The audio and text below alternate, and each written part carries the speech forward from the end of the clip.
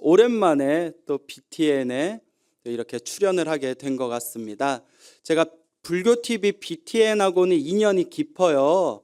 우리 여러분들 다 잘 아시지만 제가 소중한 나 무한 행복해서 소나무라는 프로그램을 약 4년 가까이 진행을 했습니다. 그래서 지금 잠시 쉬고 있는데 요새 불자님들이 저를 보면 항상 이제 물어보는 게 스님 요새 왜 안 나오세요? 그러시는 거예요. 스님 TV를 틀면 재방송만 나오고 스님 요새 왜 이렇게 얼굴 뵙기가 힘듭니까? 라고 하셔서 제가 내년부터 다시 출연합니다.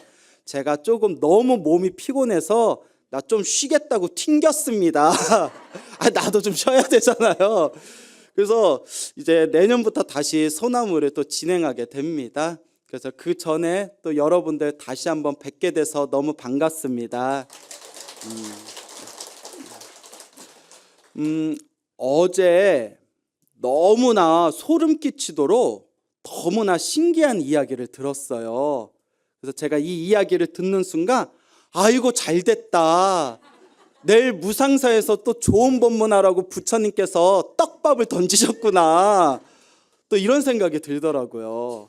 여러분 한번 잘 들어보세요. 제가 너무 신기해가지고 그 예전에도 소나무에서 한번 이야기했던 건데 그 흔히 우리가 전설의 고향에서 사람이 죽은 뒤에 염라대왕 만나고 돌아온 이야기 있지 않습니까? 저도 어렸을 때 전설의 고향에서 염라대왕을 만난 이야기 이런 것들을 시청하고 난 뒤에 설마 정말 그런 일이 있겠냐라고 생각을 했거든요. 근데 의외로 우리 주변에 실제로 염라대왕을 직접 만나고 다시 돌아오신 분들 이야기가 의외로 많습니다. 그래서 예전에 소나무에서도 한번 제가 공개를 한 적도 있었는데요. 제가 얼마 전에 부산에서 제가 법문을 한 적이 있었어요. 그래서 특강을 한 적이 있었는데 그때 무슨 법문을 하다가 제가 또 염라대왕 이야기를 또 썰을 살짝 풀었습니다. 그 제 아시는 신도분이 있는데 이 신도분 돌아가신 아버님께서 실제로 겪으셨던 일이라고 해요. 이분께서 하루는 반나절 푹 잠에 드셨다가 갑자기 깨어나시더니 한숨을 푹 하고 내쉬더래요. 그래서 옆에 있던 이제 부인 되시는 분이 여보 왜 그래요? 오늘따라 왜 이렇게 잠을 깊이 자요? 뭐 어디 몸이 안 좋아요? 뭐 안 좋은 꿈이라도 꿨어요? 그러니까 그 아버지가 얘야 그거 물 좀 가져와라 해서 냉수를 벌컥벌컥 드시더니 내가 염라대왕을 만나고 왔다고. 그러면 이제 또 주변에 있는 사람들이 아니 비싼 밥 드시고 무슨 소린가 또 싶잖아요. 그게 무슨 소리입니까 하니까 잠을 자고 있었는데 저승사자가 찾아오더래요. 저승사자가 찾아와서 자 갈 때가 됐으니까 따라오시게나 해가지고 이제 염라대왕 앞에 딱 당도를 했답니다. 그래서 염라대왕이 이렇게 딱 보면서 어디 경상도에 사는 아무개 이러니까 제가 아무개는 맞는데 제 경상도가 아니라 전라도 사람입니다 하니까 염라대왕이 깜짝 놀라면서 아이고 사람 잘못 데려왔다 이러더래요. 자기 아버지한테. 그래서 야 미안한데 사람을 잘못 데려왔다. 미안하다. 너를 90 몇 살에 다시 부를 테니까 그때까지 착하게 살고 90 몇 살에 다시 부르겠다 하고 돌려보냈대요. 그리고 눈을 딱 떠보니까 이제 자기 방안인 거예요. 그래서 한숨을 푹 내쉬면서 너무나 생생해서 소름이 끼친다고. 그런데 아니나 다를까 아버지가 몇십 년 후에 몇 살에 돌아가셨다? 그 염라대왕이 데려가겠다고 한 그 해에 실제로 아버지께서 세상을 떠나셨대요. 그래서 이 이야기를 부산에서 법문할 때 이 이야기를 불자님들께 들려드리니까 앞에 앉으셨던 어느 노 거사님이 깜짝 놀라면서 자기들 실제로 그런 경우가 있었다고. 그래서 아니 그게 무슨 말입니까 거사님 하니까 어렸을 때 친구 아버지께서 세상을 떠나셨대요. 그리고 우리가 그 관에 모시고 3일장 치르잖아요. 3일장을 치르는데 한 2, 3일 지났을 때 관에서 꽝꽝 소리가 나더래요. 이게 왠가 하고 이렇게 관을 열어봤더니 친구 아버지가 살아나신 거예요. 그 당시에 분명히 숨이 끊긴 거 심장이 멈춘 거 다 확인하고 이제 관에 모셨는데 하마터면 땅에 묻은 뒤에 깨어났으면 어쩔 뻔했어요. 큰일, 생각만 해도 끔찍하죠. 그래서 이게 어떻게 된 거냐고 주민들이 물어보니까 내가 염라대왕한테 가가지고 염라대왕이 자기를 보더니 야, 미안하다, 너 잘못 데려왔다 이러더래요. 저쪽 세계도 실수가 많은가 봐요. 어째 저쪽 시스템도 좀 불안해요. 미안하다, 야, 너 빨리 땅에 묻히기 전에 너 빨리 돌아가라. 그리고 너를 몇 살 때 다시 데려가겠다. 그러니까 몇 살 때 다시 데려갈 테니까 그때까지 좀 기다리고 있어라. 뭐 기다릴 일은 아니지만 그 돌려보냈다는 거예요. 그래서 사람들이 야, 신기하다, 야, 신기하다 했는데 아니나 다를까 친구 아버지께서 언제 돌아가셨다? 염라대왕이 데리러 가겠다고 한 그 해에 세상을 떠나셨대요. 이런 거 보면 정말 신기하지 않습니까? 믿어야 되나 말아야 되나, 믿을까 말까? 그래서 불자분들은 대부분 믿으시죠. 우리 불교는 이제 윤회론이지 않습니까? 태어나고 죽고 태어나고 죽음을 반복하는 삶의 세계인데, 지금 여러분들께 드린 이 이야기를 어제 어느 여성 불자님께 이 이야기를 전해드렸어요. 그 여성 불자님이 하시는 말씀이, 자, 지금부터 이제 중요한 이야기입니다. 당신이 이렇게 좀 살아오다가 우리가 힘들고 괴롭고 퍽퍽할 때가 있잖아요. 그때 너무나 마음이 괴롭고 답답하고 도무지 이 삶의 끄트머리 벼랑에서 어떻게 해야 될지를 도저히 몰라서 극단적인 선택을 하셨대요. 자살을 하신 거예요. 다 자살 시도를 했는데, 당신이 이렇게 자살을 했는데 정말 저승사자가 나타났대요. 여러분, 저승사자 본 적 있어요? 봐도 골치 아파요. 되도록 안 보는 게 좋죠. 저승사자가 나타났는데 정말 검은색 잿빛 이 한복을 입고 검은색 삿갓을 쓴 2명의 저승사자가 나타났답니다. 보통 우리 저승사자가 쌍으로 다니잖아요. 그래서 2명의 저승사자가 싹 나타나더니 저승사자 한 명이 가자 어서 가자, 너 데리러 우리가 왔다, 어서 가자 이러더래요. 그래서 가야 되나 보구나 하고 요 보살님이 불자님이 따라가려는데 옆에 있던 다른 저승사자가 아니다, 아직 너 갈 때 아니다, 너 나중에 데려가겠다 이러더래요. 그러더니 한 명은 가자 그러고 한 명은 아니다 그러고 둘이 가야 된다, 아직 갈 때가 아니다. 그거 저승사자들도 좀 이상해요. 오기 전에 말을 맞추고 오든가, 사람 헷갈리게. 그래서 너를 나중에 데려갈 테니까 대신 우리한테 사자밥 하나 차려다오 하더래요. 우리 옛날 조상님들이 바깥에다가 무슨 뭐 제사 지내거나 누구 돌아가시면 사자밥 차려놓잖아요. 그래서 사자밥 하나 얻어먹고 가자, 사자밥 대신 좀 차려다오라고 부탁을 하길래 요 보살님이 주방에 가가지고 대충 밥하고 반찬하고 차려서 저승사자 앞에 놨대요. 저승사자들이 이제 맛있게 자시고는 그 자리에서 마치 안개가 스르르 흩어지듯이 흔적도 없이 싹 저승사자들이 사라지더랍니다. 그리고 눈을 번쩍 뜨니까 병원이었대요. 그러니까 산 거예요. 따라갔으면 어떻게 할 뻔했어요? 자, 저쪽 종교에서 요단강 건넜다고 표현하죠. 이제 완전히 가는 거예요. 그런데 전생에 무슨 성근이 있었는지 다행히 사자밥 하나 차리고 그걸로 퉁쳐가지고, 가성비 좋죠. 그걸로 사자밥 하나로 퉁쳐서 수명이 이제 연장이 되었습니다. 자, 그래서 이분께서 이제 정신을 차리시고 그리고 이제 다시 삶의 의지를 불태워서 다시 일상생활로 돌아오시다가 우연히, 정말 우연히 소나무라는 방송을 보시게 되었대요. 그래서 또 여기서 이제 제 자랑해도 될까요? 네? 아우, 저 스님 별꼴이야 또 이러는 거 아니세요? 이제 저 들은 대로만 말씀드릴게요.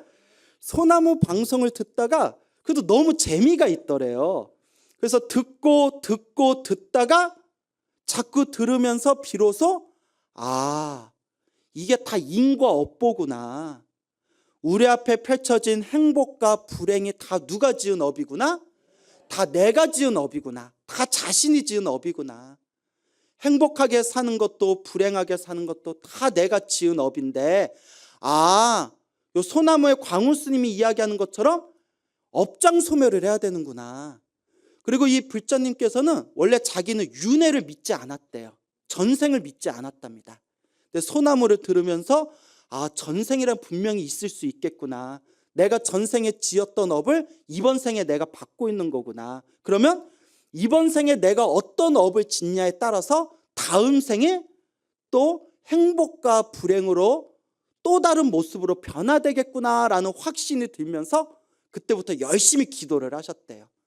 연불도 하시고 법화경 사경도 열심히 하셨는데, 제가 항상 우리 불자님들께 말씀을 드리지만 기도를 하면 반드시 가피가 있습니다.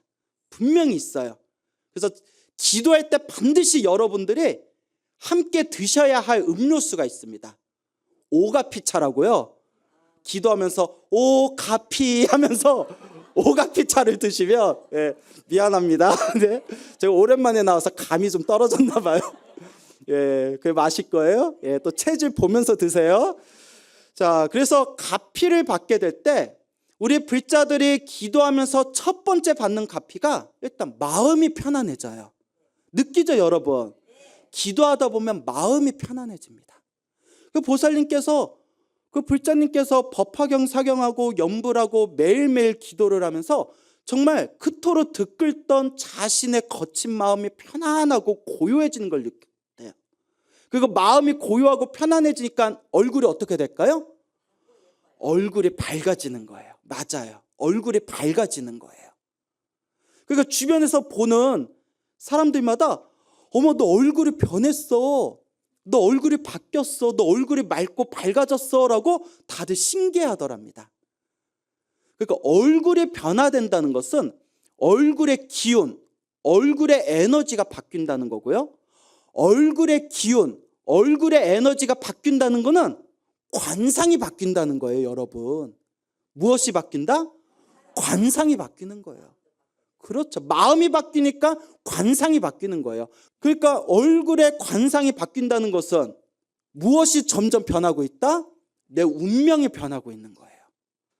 그래서 기도를 하면서 마음이 편안해지고, 기도를 하면서 마음이 고요해지고, 얼굴의 관상이 변화되어지고, 내 운명이 바뀌게 되고, 그러면서 점점 신기하게 조금씩 좋은 일들이 생기더래요. 조금씩 좋은 일들이 생겨나고 이 인생을 살아갈 수 있는 강한 의지가 생기게 되었다라는 말씀을 하시더라고요. 이 이야기를 듣고 제가 어찌나 기쁘든지, 여러분, 스님들의 가장 기분 좋은 이야기가 뭔지 아십니까? 스님 잘생겼어요? 아닙니다. 물론 스님 잘생겼어요 말도 아니고 스님 멋있어요, 스님 스님 너무 존경해요, 이런 이야기가 아닙니다. 맞아요. 스님을 통해서 스님 법문 듣고 제 인생이 변했어요. 제 운명이 바뀌었어요. 제가 스님 덕분에 가피 받았습니다. 부처님 덕분에 제 인생이 너무나 편안해졌습니다. 라는 말이 스님들이 가장 듣기 좋은 이야기입니다. 그래서 그 이야기를 듣고 제가 너무나 기쁜 거예요. 그래서 그 보살님께서 스님이 제 은인이십니다. 스님의 은혜를 어떻게 갚아야 될지 모르겠습니다. 라고 하더라고요. 그래서 제가 그래? 그러면 500원! 이러려다가 이거 웃자간 말이고요. 보살님, 정말 저한테 은혜 갚는 길은 지금 같은 마음으로 좋은 일이 생기든 나쁜 일이 생기든 흔들림이 없이 지금 같은 마음으로 꾸준히 기도하고 공덕을 쌓는 것이 저한테 은혜 갚는 길이고 부처님께 은혜 갚는 길입니다. 너무 고맙습니다. 라고 그 보살님께 말씀을 드렸습니다. 그래서 여러분들께 항상 당부드리는 이야기가, 힘들고 괴로운 것도 다 내가 지은 업이었고, 기쁘고 즐거운 것도 다 내가 지은 업이었다. 지금 여러분들이 답답하고 힘들고 괴로울 때 여러분들이 의지해야 할 가장 최상의 의지처가 있다면 바로 그분은 누구시다? 바로 부처님이시다. 이번 생에 사람으로 태어나기 어렵고 이번 생에 불법을 만나기 어려운데 여러분들은 이번 생에 사람으로 태어나 이번 생에 불법을 만났으니 이것을 가리켜서 옛날 선지식들께서 무엇라고 말씀하셨냐? 다행지심, 다행이라는 마음. 정말 다행이다. 내가 사람으로 태어나 참 다행이다. 내가 사람으로 태어나 무엇을 만나 참 다행이다? 부처님 법을 만나 정말 다행이다. 내가 부처님 법을 만났는데 그것도 한국 땅에 태어나서 불교 TV BTN을 만나서 정말 다행이다. 그래서 또 제 입으로 광우 스님 만나서 다행이다. 이 얘기는 제 입으로 말 못하고요. 사람으로 태어나고 불법을 만나서 다행이다. 하지만 여러분, 사람으로 태어나 불법을 만난 것보다 더 중요한 게 있습니다. 바로 사람으로 태어났고 불법을 만났으니 이제 닦아야 됩니다. 어떻게 해야 된다? 닦아야 된다. 이 마음을 닦아야 되고 여러분들의 업장을 소멸해야 되고 여러분들의 공덕을 닦아 나아가야 됩니다. 우리 주변에 보면 절에 다니시는 분들 중에서 그냥 껍데기로 절에 다니시는 분들이 많아요.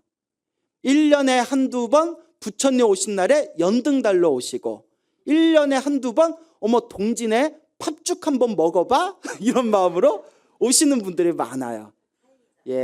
물론 그렇게라도 절에 한번 오신 것만도 그것도 부처님과 소중한 인연을 맺는 아주 좋은 현상이라고 말씀을 드리고 싶지만 그걸로는 부족해요. 항상 여러분들한테 말씀드리잖아요. 선업과 공덕을 짓는 데 있어서 또한 내가 지은 업장을 소멸하는 데 있어서 고작 1년에 몇 번 절에 왔다 갔다 껍데기와 같이 영혼 없이 절에 와서 절에서 잠시 기도 올렸다가 집으로 돌아가는 걸로는 여러분들의 자그마한 복은 지을 수 있어도 여러분들의 업장을 소멸하기는 힘듭니다. 그래서 항상 불자님들께 당부드리는 게 절에 매일매일 오지 못하더라도 내가 앉아 있는 곳, 내가 누워 있는 곳, 내가 서 있는 곳이 바로 법당이다 생각하면서 매일매일 자신만의 기도를 챙겨야 된다. 매일매일 자신만의 수행을 챙겨야 된다. 물론 일요일마다 요 BTN 무상사에 오셔가지고 신행생활하시고 법문을 듣는 여러분들한테는 포함되지 않는 이야기예요. 그래도 여러분들 정도 되면 그래도 대충 기도가 무엇인지 맛을 좀 보셨죠? 분위기 어색한데? 맛 다 보셨죠?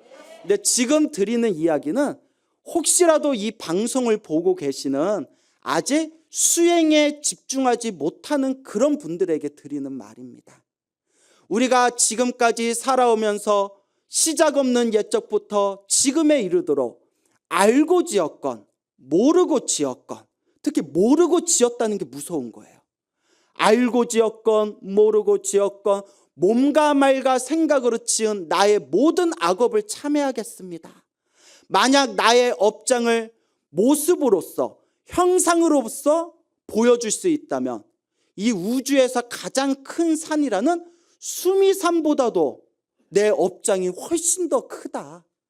수미산보다도 높고 저 거대한 바다보다도 깊은 내 업장을 언제 소멸할 것인가? 바로 지금 우리가 업장을 소멸하는 바로 지금 이 순간에 우리가 나의 업보를 소멸할 때입니다. 그러니까 지금 수행해야 돼요. 지금 법문을 듣는 순간에 나무 아미타불, 관세음보살, 지장보살, 지금이 염불하고 지금이 수행하고 지금이 업장을 소멸하고 지금이 선업과 공덕을 닦을 때입니다. 그래서 옛날부터 선지식들께서 말씀하시기를 염라대왕은 말 잘하는 것을 봐주지 않는다라는 말씀이 있습니다. 염라대왕 앞에 섰는데 염라대왕이 그래 너는 지금까지 살아생전에 무슨 공덕을 지었느냐? 저는 절에도 다니고 절에 다니면서 강의도 들었고 법문도 들었고 큰 스님들 구절 뭐뭐 어쩌고 저쩌고 이렇고 저렇고 다 외우고 있습니다. 그래? 그런데 무슨 선업을 지었느냐? 염라대왕은 말 잘하는 것을 봐주지 않습니다. 여러분들께서 이 자리에서 이렇게 좋으신 스님들의 법문을 듣고 또 전국에서 오신 큰 스님들의 강의와 법문을 듣는 것도 물론 여러분들의 지혜총명을 키우는, 지혜총명의 씨앗을 여러분들 마음밭에 심는 훌륭한 일이기는 하지만, 머리로 이해하는 거와 몸으로 실천하여 마음으로 체득하는 것은 하늘과 땅만큼의 차이가 있습니다.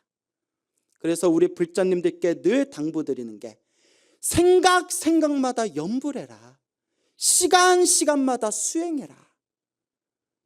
노는 입에 뭐하자? 노는 입에 염불하자.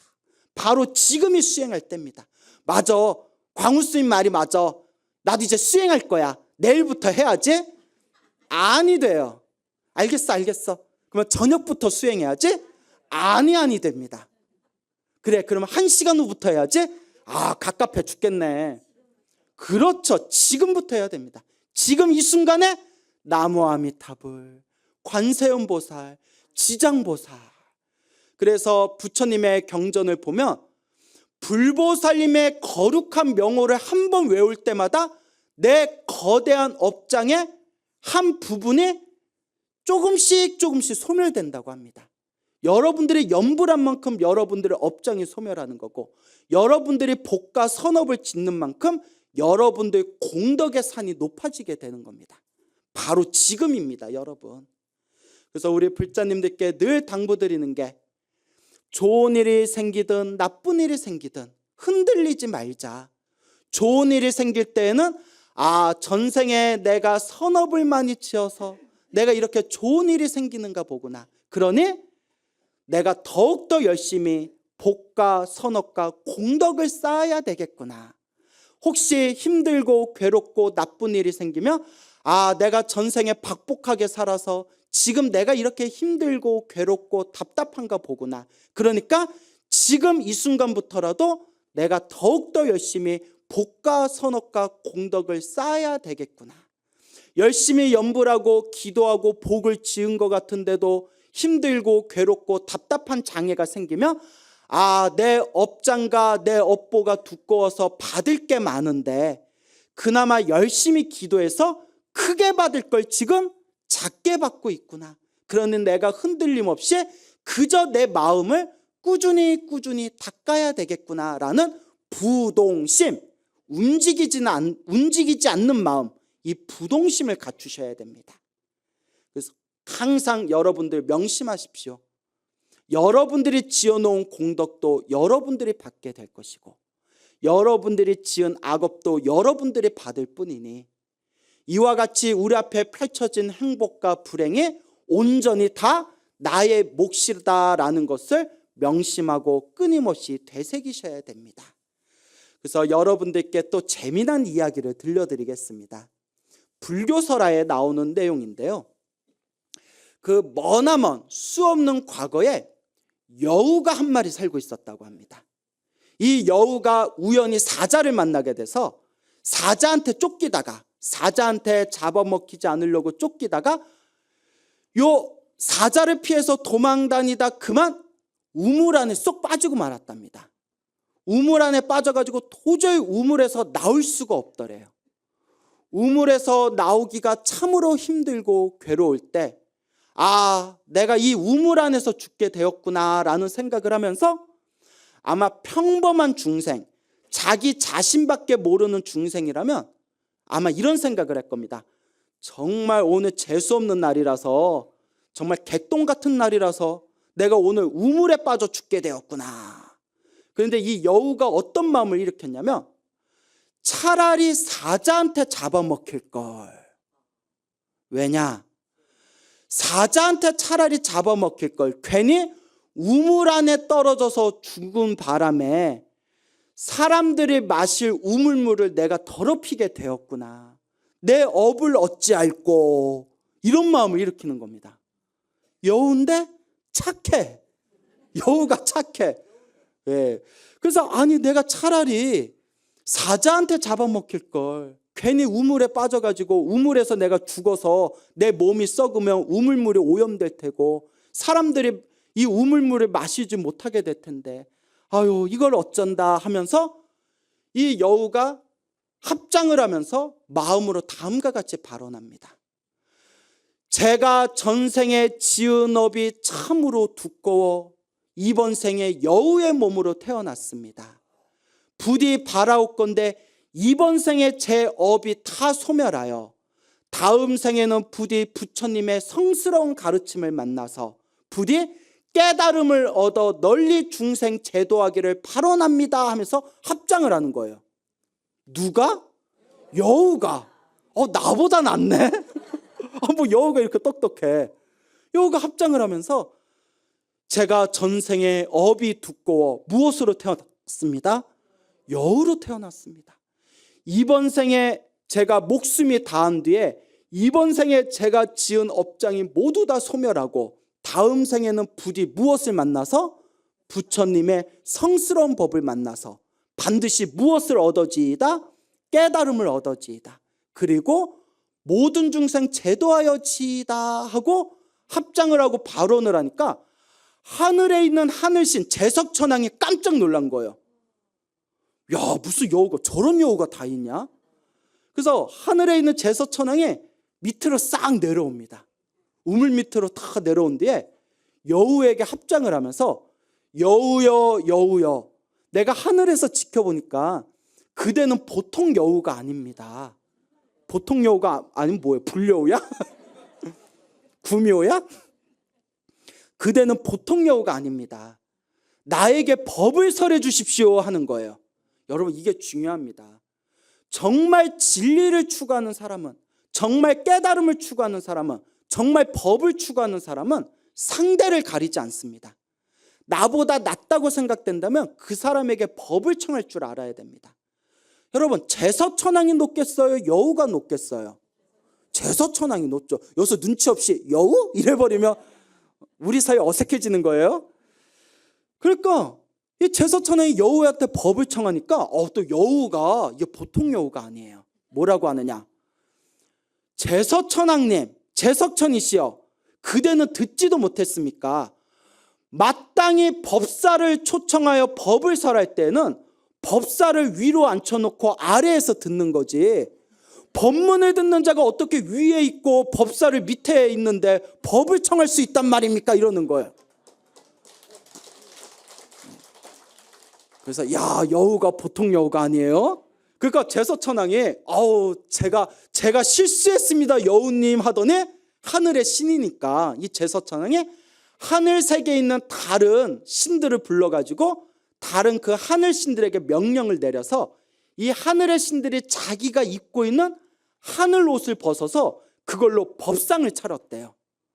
하늘의 옷자락을 쌓아서 그것으로 법상을 차린 뒤에 여우를 그 법상 위에다 모시게 됩니다.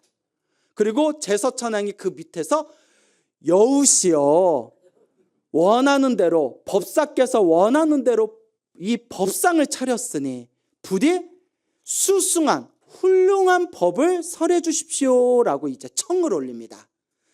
그때 이제 법사가 된 여우가 다음과 같이 법문을 합니다. 꼭 명심하시기 바랍니다. 첫째, 모든 행복과 불행은 자기가 지은 원인과 결과입니다.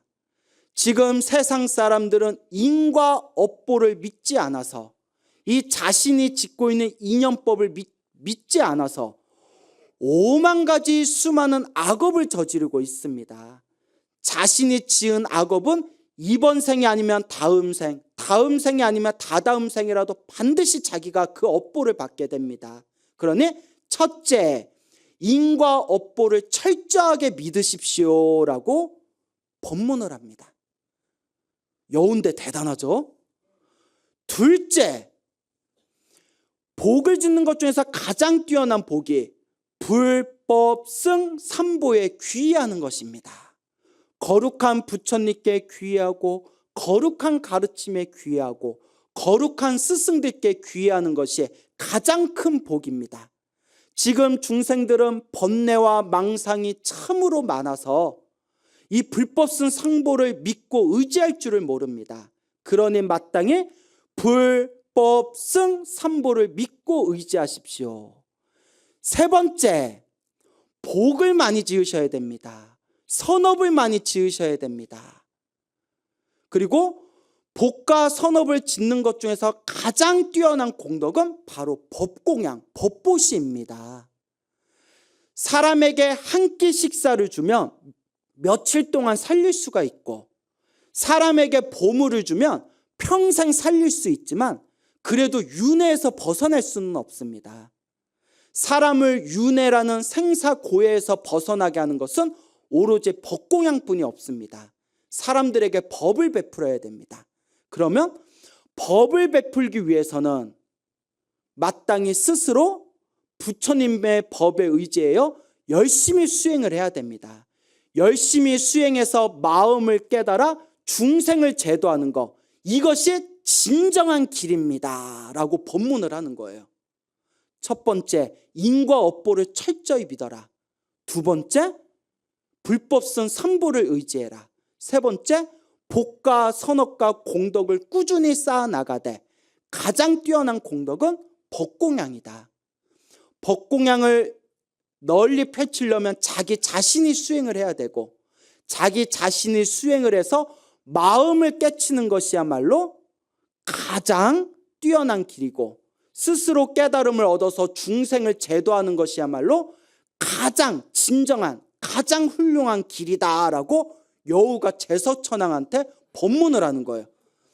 제서천왕이 놀래가지고 뛰어나십니다 여우여, 뛰어나십니다 여우여. 여우 법사여, 당신은 혹시 불보살님이 변화해서 법문을 하기 위해 혹시 나타나신 몸이 아닙니까? 이걸 화신이라고 불러요. 뭐라고 부른다? 지금 혹시 불보살님이 중생을 제도하기 위해서, 저에게 법문해 주기 위해서 여우의 몸으로 화신으로 나타나신 거 아닙니까? 하니까 여우가 하는 말이 아닌데? 아닙니다 라고 하는 거예요. 그럼 당신의 존재는 무엇입니까? 그러니까 여우가 하는 말이, 저는 전생에 무거운 업보를 지어서 업보의 몸으로 여우로 태어나게 된 것입니다. 아니, 전생에 무거운 업보를 지어서 여우의 몸으로 태어났는데 너무 법문을 잘하고 너무 지혜로운 거야. 그래서 제서천왕이 마음에 의심과 의혹이 일어나서 여우에게 부탁을 합니다. 당신의 전생 이야기를 듣고 싶습니다. 이게 어떻게 된 연유입니까? 그러니까 이제 여우가 다음과 같이 자기 전생 이야기를 합니다.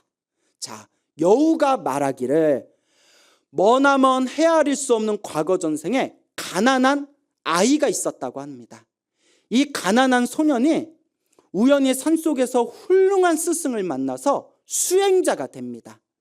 그리고 몇십 년 동안 이 스승을 모시고 열심히 공부하고 수행을 한 끝에 마음에 큰 지혜를 얻게 됩니다.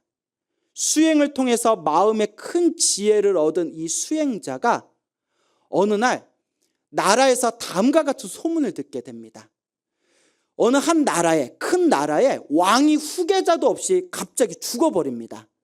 그러니까 신하들이 고민하다가 세상에 지혜로운 사람들을 한 군데 다 모아서 서로 토론을 시킨 뒤에 끝까지 살아남은 가장 지혜로운 자를 왕으로 모시겠습니다 라고 세상에 널리 소문을 냅니다. 그래서 이 수행자가 그 나라에 가서 수많은 사람들과 토론을 한 끝에 가장 지혜가 뛰어난 우승자로 이제 선택을 받게 됩니다. 그래서 그 가난한 소년이었던, 지금은 수행자가 되었던 이 사람은 결국 그 큰 나라의 왕이 되게 되었는데, 처음에는 나라를 굉장히 잘 다스렸다고 합니다. 그런데 아무리 지혜가 있어도 우리 부처님이나 아라한 같이 번뇌가 완전히 소멸하지 않으면 당장은 지혜가 있어도 자기 자신도 모르게 물들게 됩니다. 그래서 우리가 흔히 하는 얘기가 번뇌가 소멸할 때까지 방심하지 말아라. 왜냐? 한 방에 훅 간다라고 표현하는 겁니다. 이 왕이 점점 마음에 욕심이 일어나는 거예요. 탐욕과 성냄과 어리석음에 젖어들면서 전쟁을 일으키고 수많은 사람을 죽이고 아름답고 예쁜 수백 명의 여자들을 거느리면서 음욕과 탐욕심에 젖어들면서 그렇게 어리석은 삶을 살았다가 다음 생에 지옥에 떨어지게 됩니다. 이 수행자가 지옥에 떨어져서 무서운 지옥의 고통을 당하게 되는데, 그래도 이게 중요한 겁니다. 전생에 닦아놓은 지혜의 힘이 있어서 지옥에 떨어졌을 때 그래도 자기 전생을 알 수 있었던 거예요. 그래서 지옥에서 지극한 마음으로 참회를 했다고 합니다. 내가 전생에 왕이 돼서 지었던 제 잘못을 참회합니다. 제가 전생에 왕이었을 때 제가 지었던 모든 악업을 참회합니다. 지옥에서 피눈물을 흘리면서 하염없이 참회를 한 공덕으로 지옥에서 빠져나왔답니다. 대신 무엇으로 태어났냐? 아니에요. 한국 사람들 성격 급해. 또 바로 여우라네. 아귀로 태어납니다. 그러니까 바로 너무나 업보가 두꺼워서 바로 지옥에서 바로 이제 사람이나 짐승 몸을 받은 게 아니라 아귀, 배고픈 굶주린 귀신으로 태어나게 됩니다. 아귀로 태어난 뒤에는 열심히 계율을 지키면서 선업을 지었다고 합니다. 여러분, 그 배고픈 굶주린 귀신이 자신의 배고픔을 억누르고 계율을 지키면서 선업을 짓는 게 얼마나 어려운 일이겠어요.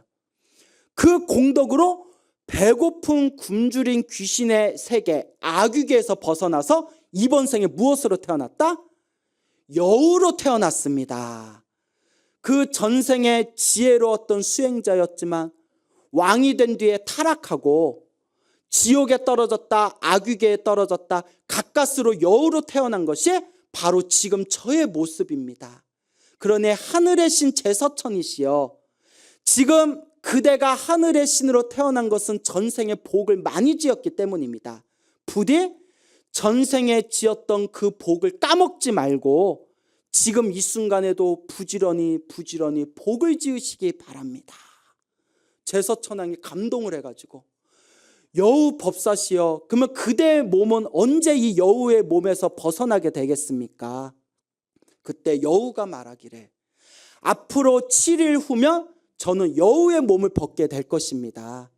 여우의 몸을 벗은 뒤에는 도솔천 내원궁에 태어나서 미래 세상의 부처님이 되실 보살님 밑에서 법문을 들으면서 다시 마음 수행을 하게 될 것입니다. 제가 이번 생에 여우 몸이었지만 다음 생에 도솔천 내원궁에 태어나서 미래 세상 부처님이 되실 보살님 밑에서 수행할 수 있는 것은 이번 생 여우의 몸으로나마 열심히 마음을 닦았기 때문입니다. 자, 여기서 이제 중요한 얘기. 여우도 이렇게 열심히 마음을 닦는데 사람들이요 왜 마음을 닦지 않습니까? 라고 법문을 하였다. 지금 말씀드린 내용은 팔만대장경의 미증유경이라는 경전에 나오는 내용을 제가 조금 각색해서 여러분들에게 설명을 들었습니다. 여러분, 여우도 이렇게 복과 선업과 공덕을 짓는데 여러분들이 닦지 않을 수가 있겠습니까? 여러분들이 복과 선업과 공덕을 짓지 않을 수가 있겠습니까? 이 법문을 들었는데도 복과 선업과 공덕을 짓지 않고 마음을 수행하지 않는 분들이 있다면 여우보다 못한 사람이다. 여러분들 여우보다 나요, 안 나요? 나요? 왜 대답이 없어? 사람인데 여우보다 우리가 낫죠. 근데 왜 안 닦냐는 거예요. 왜 안 닦을까? 왜 짜증내요? 여러분들한테 한 얘기 아니라고 했잖아요. 어디선가 이 법문을 듣고 계시는 분들한테 하는 이야기지 않습니까?